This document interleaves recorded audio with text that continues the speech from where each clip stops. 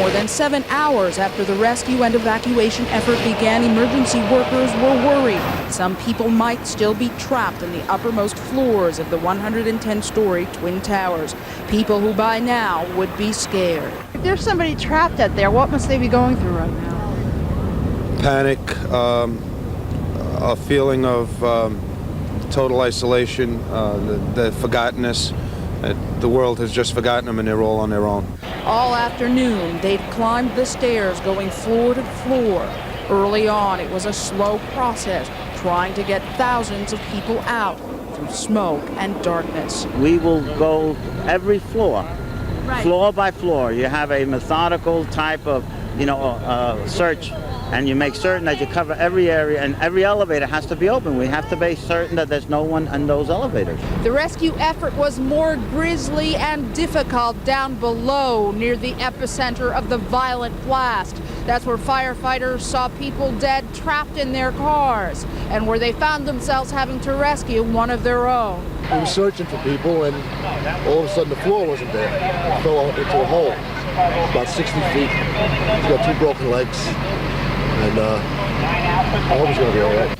Firefighters tell us it was Kevin Shea who was injured. 2 years ago, he made headlines with this daring rescue. Tonight, he may no doubt be in pain. The sheer size of the World Trade Center made the rescue efforts a giant task. Firefighters say trying to reach those trapped on the high floors was a slow process because of the smoke and just the number of stairs they had to climb. But the biggest problems were near the epicenter of the explosion that rocked this financial center. We could hear some guy yelling to us on the other side of this tremendous hole. I imagine he could hear us. We were trying to make a racket. My company was trying to work around this tremendous hole to get to him. We were unable to. The structural damage is tremendous. I imagine he even had to come in from the other building or another area. But it was in the lower level of the World Trade Center where the fire was, where people were in most danger, and where the would-be rescuers found themselves in trouble. One firefighter found the floor collapsing beneath him. We were searching for people, and all of a sudden the floor wasn't there. It fell into a hole, about 60 feet. He's got 2 broken legs, and I hope he's going to be all right. Workers trapped on the highest floors of the World Trade Center say they kept waiting for rescuers to arrive, and they waited in vain. We have people in a wheelchair. We had no help for them at all. Nothing. We're walking down dark, pitch dark, whatever stairways. There's no fresh air at all. We were up there for 2.5 hours. We were pretty much on our own. There was no fire alarm or anything like that up there. Just there was a loud bang and the building kind of shook. And there really wasn't anybody up there. We were on the scene and it was handled professionally. More than 100 floors of stairs and smoke made the rescue slow going on those high floors. One pregnant woman had to be evacuated by helicopter from the roof.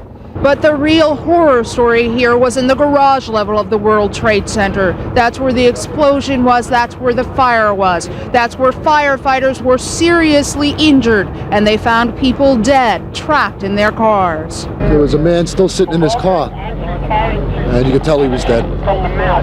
And I didn't even get close to him, because as we were getting into that area, our man got hurt, and that's what we were concerned with. But as far as I know, he was dead.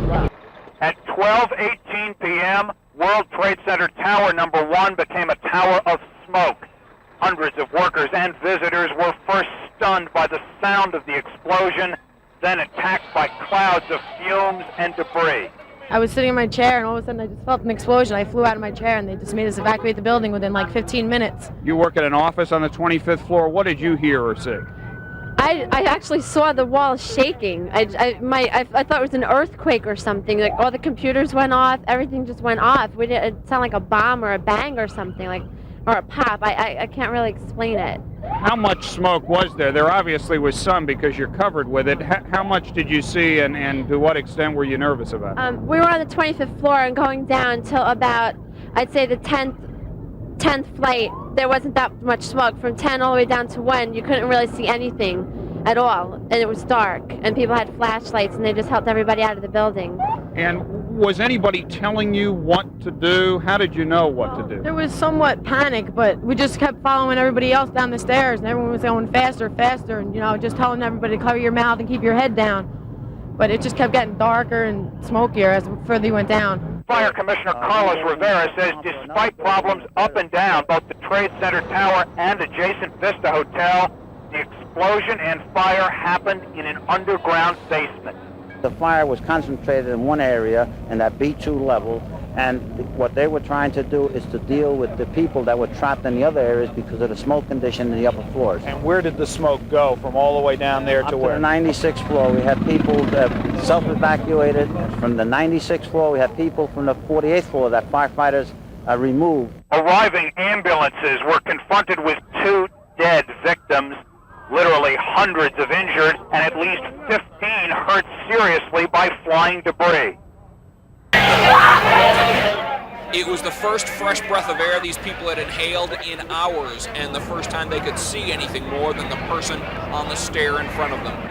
But as they emerged from the smoke-filled stairway, their faces darkened with soot, handkerchiefs covering their mouths, the fear began to fade into anger. That place is a death trap. Let me tell you something. There was smoke where there shouldn't be smoke. I was on the 107th floor, and we heard the bang, and that place filled up in 5 minutes. Well, first we was told to go down the wrong stairwell. Then we came back and went down the right stairwell. Falling glass rained from above. People still stuck upstairs forced to shatter windows in order to breathe clean air. That created a dangerous path for those waiting to evacuate the building and those on their way out. Keep on walking, thank you very much. Hundreds were stuck on elevators in the World Trade Center. Only some of those were able to work their way to a nearby floor, where they too had to begin the dangerous trek down the long, darkened, smoke-filled stairway. It was tough to breathe, very tough to breathe. Coming down the stairs, your eyes were burning. Nobody was spared from the smoke-filled climb down the stairs. One after another, pregnant women emerged, some after inhaling the smoke inside for hours. You were with 2 women. 2 women, one of them 2 pregnant women, and I was taking the rest down. We were making a chain down with the pregnant women. Did you think it's the worst thing I could ever say could ever happen to anybody, because there are a lot of people still up there that aren't going to get down for hours, and the smoke is extremely thick. It was an endless stream of people that continued for hours, emerging from the stairwell, soot covering their faces, and stepping for the first time on the ground floor. For some, it was a journey that started 100 or more floors higher, a darkened, smoke-filled staircase, their only lifeline to safety. We were all breathing this down. We had hot people up there. We didn't have anybody taking care of them. I'm telling you, it was a mess. There were people injured and no one taking care of them. Nothing. They let the women who were pregnant go on down, and everybody held their calm, did real well. Just the smoke was terrible. And many of those women were in no condition to be breathing smoke or walking down 100 flights of stairs. It didn't stop. The smoke was getting thicker, thicker, and thicker. As you went lower? Yeah. You were with 2 women. 2 women, one of them 2 pregnant women. Once outside, clear of the smoke, broken glass rained from the floors above. People still stuck in offices above, breaking windows to get clean air. Help each other out. Keep on walking, thank you very much. It was terrible. I came from the 64th floor in the aviation department, and it was miserable. First we was told to go down the wrong stairwell. Then we came back and went down the right stairwell, but it was really a scary experience. It was lunch hour when hundreds of World Trade Center workers and visitors normally flood the exits, but usually not like this. The one building rocked the area, smoke billowed upward at least 96 floors, almost at the top of the tower. We just heard a big bang, the whole building shook.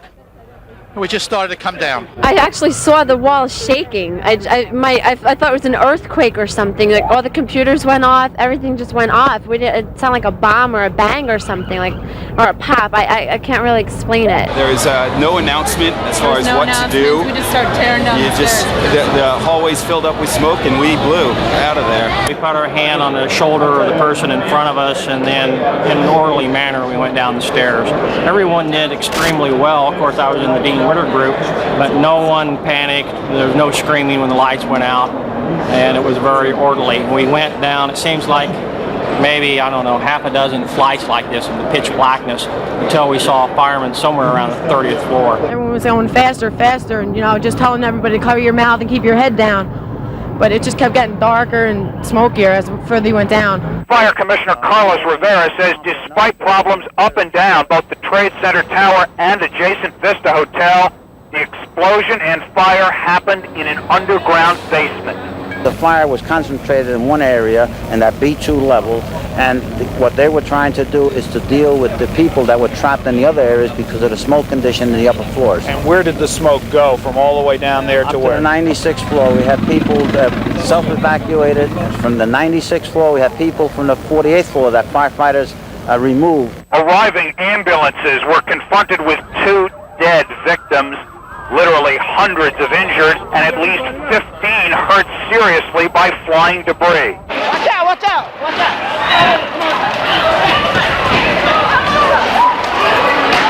Coming with us, my friend.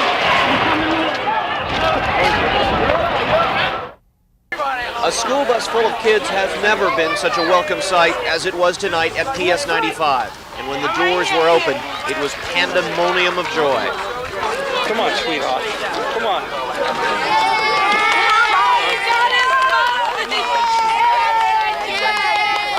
The 2 kindergarten classes were finally home after a day filled with worried parents and frightened kids, some of whom spent 3 hours on the frigid, snowy World Trade Center roof 110 floors above Manhattan before walking the entire way down the stairs.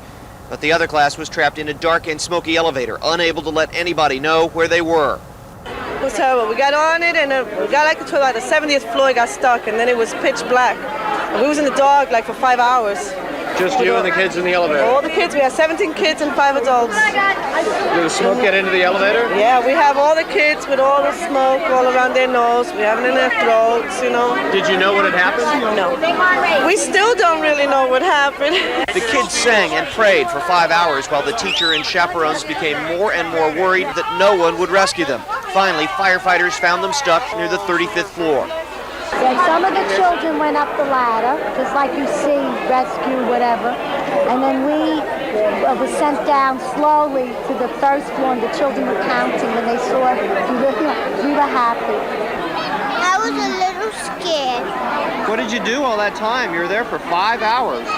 You cried. You cried? I cried. Parents who did not know where their kids were until 7 o'clock tonight also cried a bit, and all those 5-year-olds finally made it home. The only thing I was thinking about was my child. That's all. What did you think when you saw her coming off the bus? I was happy that she was all right. And I'm glad she with me today. First I hear they're outside waiting for the bus can't get to them. Then I hear that it's not confirmed they're out of the building, that they're in the building. Now I hear they're being escorted down the stairs. All afternoon, parents sorted through the misinformation and waited not so patiently inside the lunchroom. No one had a clue what had happened to the kids until the bus pulled up and we all heard their amazing story. The elevator broke down, so we had to stay there for about 6 hours. When you were in it? Yeah. What did you do in there for 6 hours? We panicked. The kids told their parents how they were packed in like sardines, all 50 of them. 3 chaperones and 2 tourists from California in one elevator in pitch darkness. They had cigarette lighters, and on and off they would give us light. And that's all the kids wanted, was a little bit of light. You couldn't see your hand in front of your face. I want a little bit of light. Then we shut it off. And thank God that we were able to get the elevator doors open for air. Evelyn says the group prayed, sang songs, cried some tears, but never broke down. The children were so brave, I couldn't believe it. We had some crying jags here and there. We had a couple of kids with asthma. But all in all, they were really unbelievable. Police say the 911 call came in at 2:44. The caller saying there was a bomb inside the Empire State Building. Police began a floor-by-floor evacuation of all 102 floors. At 4:30, people were still coming out of the building. How quickly were people being told to leave the building? Quick. It was pretty quick, actually. You worried at any point that, given what happened at the World Trade Center? I was pretty calm about it. But I got out, yeah. We were having a party night to say goodbye to our clinical director. Sorry, this is heavy. We received notice that we had to evacuate the building immediately, Our food was downstairs. We left the building. Now we have quite a bit of food, which we're going to donate to a shelter. The evacuation proceeded smoothly as people slowly left the building. Few seemed overly worried, but still cautious given the blast earlier at the World Trade Center. Personally, I didn't want to leave, but he made it sound serious enough that especially when he told us about the World Trade Center. So you heeded the warning? Yeah. This is what's left of floor B2. The blast ripped through the garage, knocking down walls and leaving behind a pile of cinder blocks and rubble. In most areas, it still looks like a dark, steamy dungeon full of smoke. There is no power in the sub-basement as firefighters clean up the area. You can see large holes in what used to be 24-inch concrete slabs. Even at this late hour, no one is sure if this area is safe. In case it is unstable, we don't want to have any injuries. Shortly after the explosion, emergency workers and Port Authority police rushed down into the PATH station. There were reports of people stuck in the trains, but in the confusion, no one knew what they would find. It's dark, it's wet, and there's a few people in there, and they're not sure how many. We got a couple out, but I don't know how many people are left in there. But they're afraid the ceiling's going to collapse again, so everybody's getting out. Officials say the explosion occurred just above the PATH concourse at 5 World Trade. The cinder block walls fell in, and that caused the ceiling above the PATH to collapse. It looked like a bomb exploded. The walls, full cinder blocks were all over the place around the walls. The escalator was literally covered. They were looking for people underneath the trapped debris, but thank God they must have got everybody out. I was blown across the room. Everything went black, and it felt like a tomb. Then the lights came on, safety lights, so we ran out just trying to find a way out. Since there was no power inside, Jersey City police brought in a generator truck and lights. Cables had to be strung inside. And even as rescue workers were working to find anyone who was injured, they were in danger. This firefighter was injured when the floor below him collapsed. This was supposed to be a pleasant side trip for honeymooners Paul and Melissa Beasley from Jacksonville, Florida. They were on the 107th floor sightseeing when the explosion rocked the building. The couple fled to the roof, where they were trapped for 3 hours. I was very scared. I mean, you hear people, just trying to get down, and, you hear buzzers everywhere, and it was just very scary in the dark. So I'm just glad I'm alive. Melissa and Paul say that everyone was confused and no one seemed to know what to do. When we were standing on a roof with about 300 people, that's the biggest complaint was they had no way of, nobody knew anything. Nobody knew where to go, what to do, nothing. It wasn't until Paul got a flashlight to lead the group down the stairs that anyone really knew what to do at all. Tonight, they are safe after being treated for smoke inhalation, but they're not very happy with New York City. I hate it. I'll never come back. I'm sorry. I'm sorry. I really don't like it. I mean, I don't know. I just feel like no one knows what's going on here. No one knows where they're at and how to get anywhere, and I'm just really miserable. But maybe I've just had a bad experience. And as Melissa and Paul were trapped on the roof, firefighter Bill Chupa was battling his way through black smoke in the lobby of the building. He says that it was like walking into the twilight zone. It was like an apocalypse, I guess you could say. It was a very heavy, dense smoke situation. We knew there was an explosion of some kind, but we weren't sure where it was. But we did know that there was a hell of a lot of smoke. The lights came back on gradually through the night, as if the giant towers were waking slowly from their worst nightmare. As helicopters continued to ferry rescue workers to the top and victims back down, hundreds of firefighters went floor to floor. The search will continue until we feel certain that there are no other survivors or that there are no other people in the rubble that have trapped or killed. Earlier, as dozens of ambulances arrived to remove the injured, the Emergency Medical Services top boss said paramedics were confronted with literally hundreds of potential patients. It was a chaotic situation with a mixture of people that were on the streets with people who were being evacuated out of the building, so it was hard to assess who was injured, who wasn't, and get that sorted out early on. For those stuck way upstairs, sorting it out was secondary to getting out. We heard a loud bang and the building shook. And that, I mean, the 110-story building, and that shakes. That was scary. We could see there was emergency lighting in the stairway until we got near the 40th floor, and then the lights went out and it was pitch black and you couldn't see it all. And that was the second time when we thought, this is it. With Mayor Dinkins finishing a trip to Japan, the man in charge of rescue operations was First Deputy Mayor Norman Steisel. There's an enormous crater that's been formed. But the explosion was clearly a huge explosion. There's a lot of debris in the crater. It's building materials. It's cars caught on fire that were in the garage. There are mechanical systems, pipes from the steam system were blown up. For hours, fire department investigators have said privately that they have found evidence of an explosive device. But late tonight, police officials who are working with the FBI remain non-committal. In terms of what caused the explosion, we still don't know yet.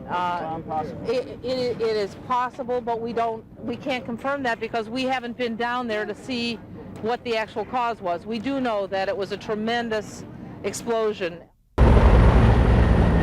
Many just couldn't risk the walk down the stairs, and so it took a helicopter to ferry some of the pregnant and infirm from the top of the still smoke-filled World Trade Center to safety.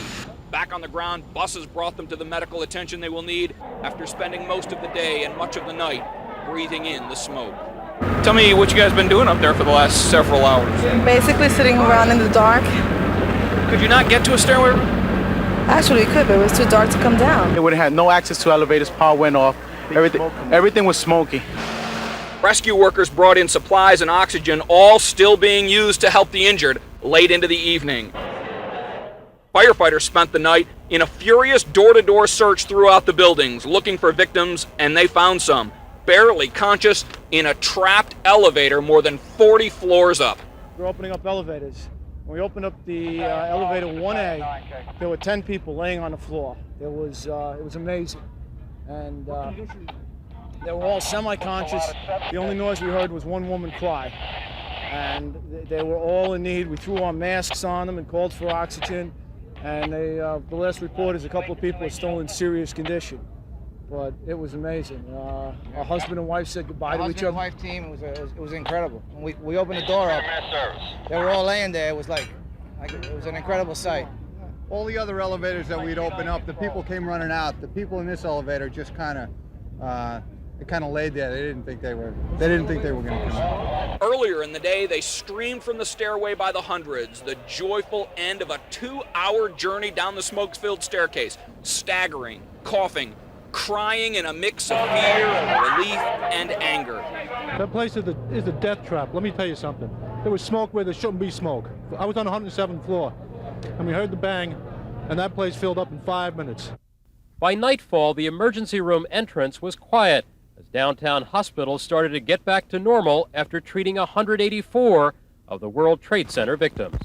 We've treated and released 119 of them, and probably half a dozen or so have been already admitted to the hospital and brought upstairs, and a number of others, probably as many as a dozen more, are very likely to be kept overnight for continued observation. One of the city's smaller hospitals, downtown is closest to the Trade Center, so many of the first victims were brought here as the afternoon wore on and the crisis mounted, most suffering smoke inhalation, all dazed by the experience. 2 Port Authority police were in the lower level of the building where the blast occurred and told a tale of smoke, shock, and confusion.